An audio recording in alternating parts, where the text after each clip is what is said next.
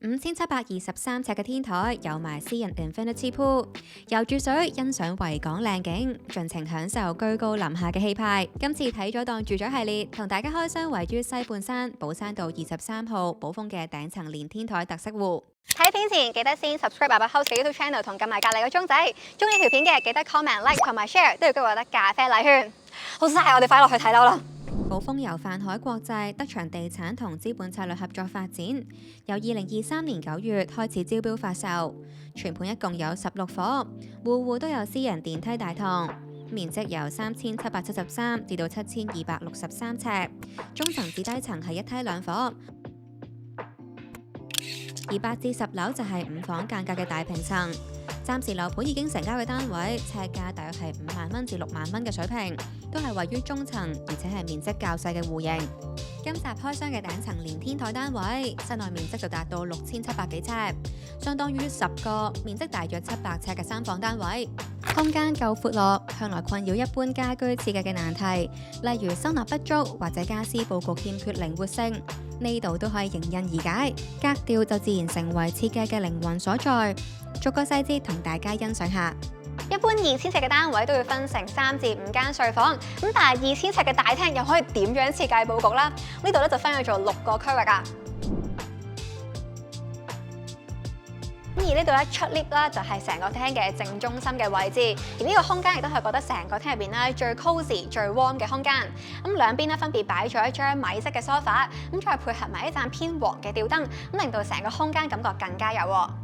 呢度作為入屋第一眼見到嘅空間，加入水晶吊燈，就可以以優雅而高調嘅方式，展現出雍容華貴嘅氣派。我個人就覺得呢個大門入口嘅位置，如果可以加埋玄關位，咁方便住戶或者來賓擺鞋同換鞋，就唔單止可以避免着住鞋踩入屋，咁都可以有效提升家居整潔同埋衛生，做到實用同美觀兼備。咁呢個廳區咧就外接咗一個300幾尺嘅平台，咁但係留意到話，因為呢邊嘅窗啦，外望嘅樓景都比較高嘅，都遮到海景，咁所以設計師都巧妙咁做咗一個圓拱形嘅窗框嚟到修飾窗外嘅樓景。咁行到嚟個廳最盡頭嘅位置啦，咁呢邊嘅維港景都係最遼闊㗎。咁可以見到啦，呢度設計師咧係揀咗一種偏灰同埋偏藍嘅色調做主色。咁我自己就覺得啦，呢種顏色俾我一種比較沉穩同埋內斂啲嘅感覺。咁同埋見到設計師咧都好巧妙咁將張 sofa 咧係扭向咗維港景嘅方向㗎。新年都可以喺呢度欣賞煙花匯演。咁順帶一提，前方同時係西營盤一帶嘅住宅區，日常生活都可以依賴呢一區嘅配套。由樓盤行到去港鐵西營盤站，大約係17分鐘嘅步程，揸車就需要大約6分鐘。咁呢邊嘅廳區咧就融入咗更多木系嘅元素，咁再配合埋旁邊呢一組壁爐啦。咁我估如果冬天坐喺度嘅話啦，成個氣氛都會零舍唔同啊。咁同埋呢邊嘅廳區啦，同樣都係一整幅嘅落地大窗，可以望到窗外遼闊嘅維港景。客廳嘅另一邊咧，主要就係用餐嘅區域啦。咁呢邊除咗有張吧台之餘啦，咁前面咧仲有一組係12人嘅大型餐台，咁都夠晒戶主可以請一大班朋友上嚟食飯同埋聚會啊。咁旁邊咧仲有一間係由儲物室改裝而成嘅品酒室。咁而由啱啱客廳嘅另一邊盡頭行到嚟呢一邊啦，成個廳嘅長度其實有成30米㗎，咁比起一架地鐵車卡更加長。廚房就位於品酒室旁邊，大約370尺。設備充裕，配備3組雪櫃、10個煮食爐嘅爐頭，無論係日常煮食定係大型宴會都可以應付自如。就憑呢個格局，即使搞翻場私人黑白大廚比賽都唔成問題啊！Penthouse 嘅廚房最基本嘅配置咧，當然就係一個夠大嘅中島可以準備食材，咁都方便可以招呼一大班賓客啊！咁而呢個廚房另一個好中意嘅地方咧，就係佢一個 corner 嘅位置。咁就算煮嘢食煮到攰咗咧，都可以坐喺度休息一下。咁甚至乎戶主可以請個廚師上嚟整嘢食。咁整完之後，新鮮滾熱辣咧都可以送到呢度，即時可以品嚐一下。全屋一共有5間套房，以類近蝴蝶式嘅設計分佈喺單位左右兩邊。靠近西邊嘅主人房面積超過1000尺，繼續用空間感突顯奢華氣派。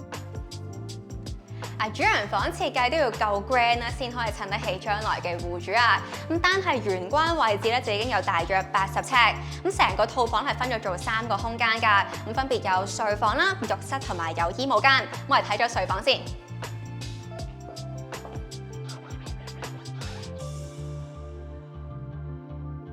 成個空間嘅開則咧就四四正正，一邊咧就擺咗張好大嘅 king size 嘅雙人床，咁另一邊咧就係一個俾戶主我嚟睇下書、煲劇、chill下嘅空間。咁整體設計咧都係一個比較偏向中性嘅設計嚟㗎，咁用咗米白色做主色，咁都襯翻窗外大自然嘅景色，令到整體感覺更加柔和舒適。睡房面積接近400尺，大型家私佈局疏朗，配合大窗引入大量自然光線，令空間感覺更加通透。由於套房設有衣帽間，因此設計師都冇喺睡房入面擺放大型嘅收納櫃，令呢度維持充裕嘅走動空間。主人房嘅收納就集中喺面積超過300尺嘅衣帽間，沿住牆身兩邊設置到頂嘅儲物櫃。即使擁有大量嘅衣物同雜物，都完全唔需要擔心收納問題。浴室基本要做乾濕分離之餘，仲要設有2個洗面盤。咁見到設計師喺細節上面咧，都加入咗唔少銅嘅元素，咁嚟到塑造呢個輕奢華嘅風格，咁都避免咗成個洗手間咧都用晒白色嘅石材咁單調，咁用銅嘅元素咧都可以提升質感。全屋套房套廁都係類近嘅設計，面盤台面以至牆身都以天然石材鋪砌，盡顯大宅氣勢。而全屋唯一嘅客廁就設喺單位入口旁邊，大約30幾尺。我個人就認為啦，以豪宅嘅規模嚟講，若果客廁面積擴大，就更加能夠襯托到屋主嘅氣派，招呼客人嘅時候都更加方便。實際上呢度都有條件同隔離嘅衣帽間合併，將客廁面積倍增，升華整體格局。呢邊嘅走廊係連接咗3間套房㗎。先睇第一間啦。呢一間亦都係全屋唯一一間可以望到維港海景嘅套房嚟㗎。我見到呢間房啦，係用咗一個偏向酷通嘅色調，再配合埋落地大窗，成個空間感覺得更加光猛。呢間套房有靚景加持，氣派足以媲美主人房。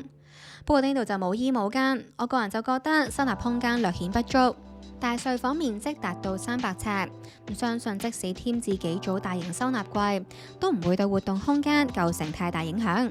此外啦，考慮到呢間套房嘅位置，若果能夠同連接走廊嘅其他空間打通，都完全有條件改造成為更加奢華嘅主人套房。呢間房咧就用咗粉色調嚟到做主色，整體感覺 fancy 得嚟，都流露出唔錯嘅優雅感。地面鋪上絨面地氈，透過柔軟嘅質感同奪目嘅色調，為房間提升溫度。睇埋最後一間睡房啦，呢度咧同啱啱嗰間房嘅設計咧一個好明顯嘅反差，就揀咗一種比較文靜啲嘅藍色調，再配合埋窗外翠綠嘅山景，整體感覺咧就成熟穩重好多。而成個單位最大特色莫過於享有5723尺嘅特大天台，可以俯瞰壯麗嘅維多利亞港景致。目前劃分做2個空間，一邊設置戶外家私，足以容納近100人一齊開 party；另一邊就配置咗個私人泳池，背山面海，享有得天獨厚嘅景觀優勢。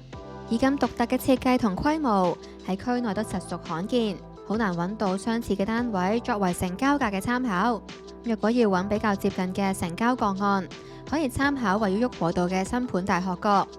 距離寶豐大約9分鐘嘅步程。喺2021年12月，以2億5千幾萬賣出頂層連天台單位，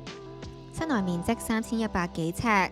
天台就有2800幾尺，亦都有私人泳池。雖然單位面積比寶豐嘅特色戶細1倍，但係當年尺價都高達82000蚊。近年整體樓價下跌，根據二發樓價指數，樓價自2021年12月至今已經下跌超過20%，豪宅市場都受壓，所以寶豐成交未必可以做到超高價。